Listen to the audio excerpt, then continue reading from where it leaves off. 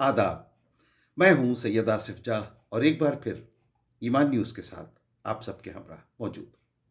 बात ईमान की, बात इंसान की।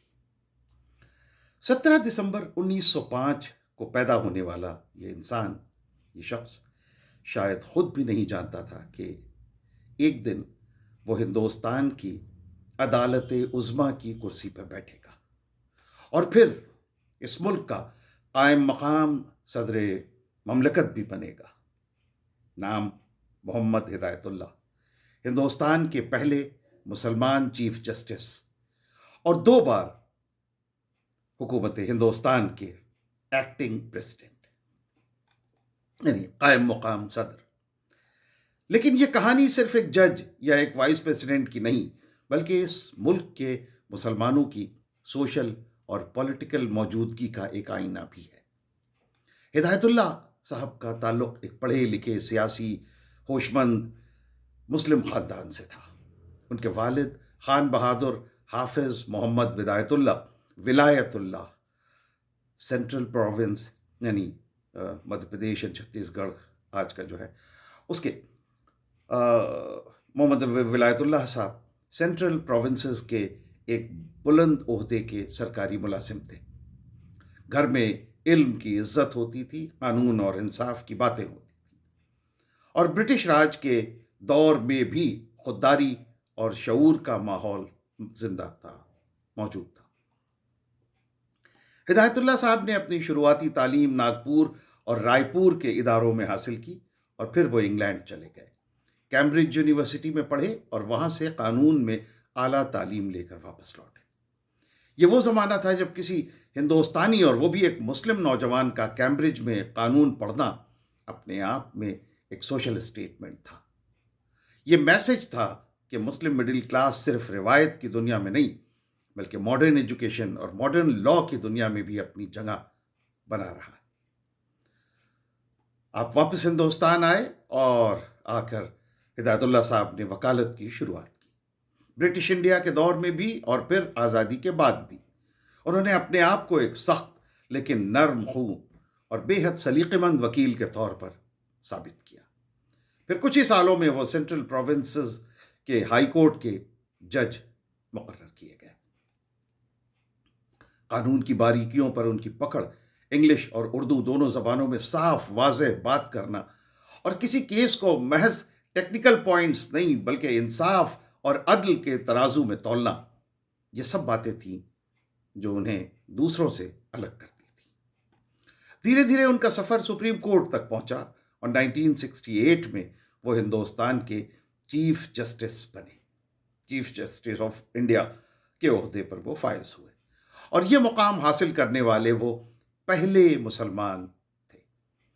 और ये एक सिंबॉलिक लम्हा था कि जब आज़ादी के बाद के हिंदुस्तान में कम्युनल पॉलिटिक्स का जहर कई जगहों पर दिखने लगा था, तब उसी मुल्क की सबसे बड़ी अदालत की बागडोर एक मुसलमान के हाथ में देना एक सेकुलर डेमोक्रेटिक नैरेटिव की एक मजबूत मिसाल थी।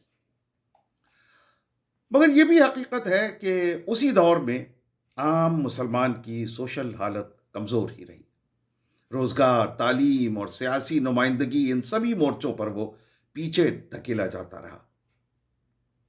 हिदायतुल्लाह साहब की पर्सनल कामयाबी मुस्लिम कौम की कलेक्टिव हालात को अपने आप नहीं बदल सकी, लेकिन उनकी मौजूदगी ने यह ज़रूर साबित किया कि सिस्टम के अंदर रहते हुए भी एक मुसलमान शख्स सबसे ऊंची कॉन्स्टिट्यूशनल कुर्सियों तक पहुंच सकता है।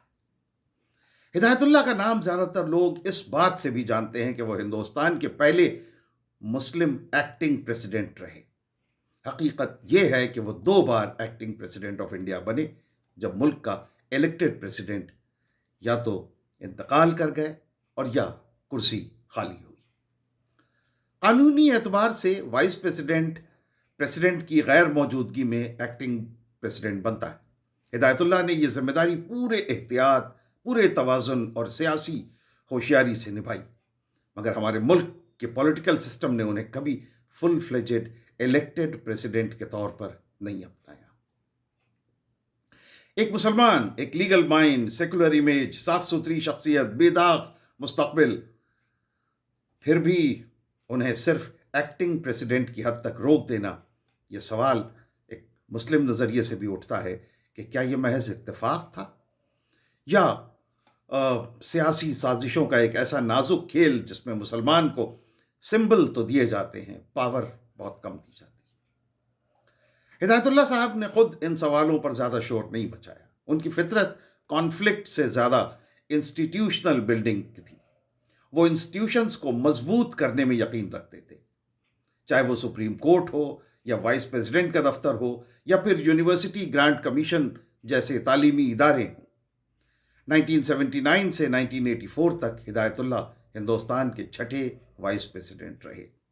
यह बेहद नाजुक दौर था, पॉलिटिकल इनस्टेबिलिटी का दौर था। जनता सरकार, फिर कांग्रेस की वापसी, इमरजेंसी के बाद के सियासी उथल पुथल, और ऐसे वक्त में एक मुसलमान वाइस प्रेसिडेंट का होना जो राज्यसभा का चेयरमैन भी हो, अपने आप में बहुत अहम था। अपर हाउस की बहसों में उन्होंने एक न्यूट्रल और डिग्निफाइड रवैया अख्तियार किया। हिंदू मुस्लिम, majority minority, conservation, language, education, इस जैसे तमाम नाजुक मसाइल पर उन्होंने कभी बहस को गिरने नहीं दिया। मुस्लिम नज़रिए से देखें तो उनकी मौजूदगी एक तरह का मॉरल रीअश्योरेंस थी कि सिस्टम के हायर लेवल पर भी तुम्हारी आवाज़ भले इनडायरेक्ट ही सही मगर मौजूद है। लेकिन सोशल ग्राउंड पर मुसलमानों की हालात, उनके दंगे, इकोनॉमिक बैकवर्डनेस, तालीम की कमी, ये सब जारी रहे। इस तज़ाद को नज़रअंदाज नहीं किया जा सकता। ऊपर की कॉन्स्टिट्यूशनल तस्वीर में एक मुसलमान बैठा हुआ है, मुसलमान नुमाइंदगी दिखती है, और नीचे आम मुसलमान की ज़िंदगी में इनसिक्योरिटी और बेयकीनी बढ़ती जाती है। हिदायतुल्लाह साहब ने कई अहम फैसलों में कानूनी तशरीह में हिस्सा लिया जिनका ताल्लुक फंडामेंटल राइट्स, स्टेट पावर और सिटीजन्स की आज़ादी से था। वो साफ सेकुलर मिजाज के शख्स थे, मजहब को अदालत के दरवाजे से बाहर रखने के कायल, लेकिन मजहबी आज़ादी की हिफाजत के हामियों में भी थे। उनका रवैया ये था कि मुसलमान हो या किसी भी मजहब का, कानून सबके लिए बराबर हो और स्टेट किसी मजहब का नुमाइंदा नहीं बल्कि सबका मुहाफिज हो। इंडियन मुस्लिम्स के सोचो पॉलिटिकल नज़रिए से देखें तो ये लाइन बेहद अहम है। आइडेंटिटी को बचाते हुए भी कॉन्स्टिट्यूशनलिज्म पर भरोसा रखना। हिदायतुल्लाह जैसे लोग जो एक तरफ अपनी मुस्लिम पहचान से भागते नहीं और दूसरी तरफ मजहबी पॉलिटिक्स का हिस्सा भी नहीं बनते, दरअसल ये उस ब्रिज की मिसाल है जो इंडियन मुस्लिम्स और इंडियन स्टेट्स के बीच में खड़ा है।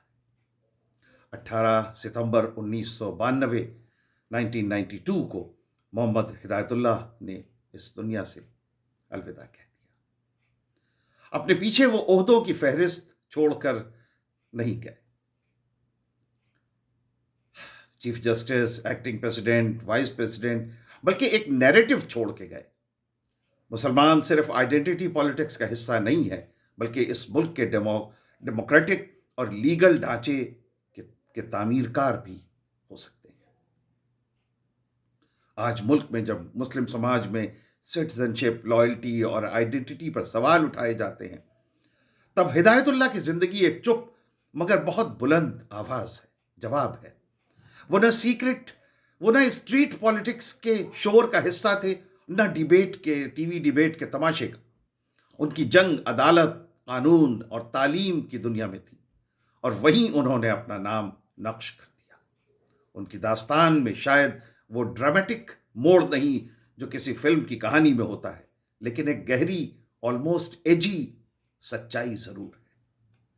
एक मुस्लिम शख्स कॉलोनियल हिंदुस्तान से उठकर इंडिपेंडेंट इंडिया की सबसे बुलंद कॉन्स्टिट्यूशनल कुर्सियों तक पहुंचता है, फिर भी उसे फुल फ्लेजेड प्रेसिडेंट के तौर पर नहीं, एक्टिंग प्रेसिडेंट तक ही लिमिटेड कर दिया जाता है। यह सिर्फ एक शख्स की कहानी नहीं, सिस्टम की साइकोलॉजी और मेजॉरिटेरियन पॉलिटिक्स को भी बयान करती है। इंडियन मुस्लिम के लिए हिदायतुल्लाह की विरासत यही पैगाम देती है कि तालीम, कानून, इंसाफ यही असल हथियार हैं। सियासत बदले या न बदले, मगर आपका कद आपके इल्म और आपके कैरेक्टर से तय होगा।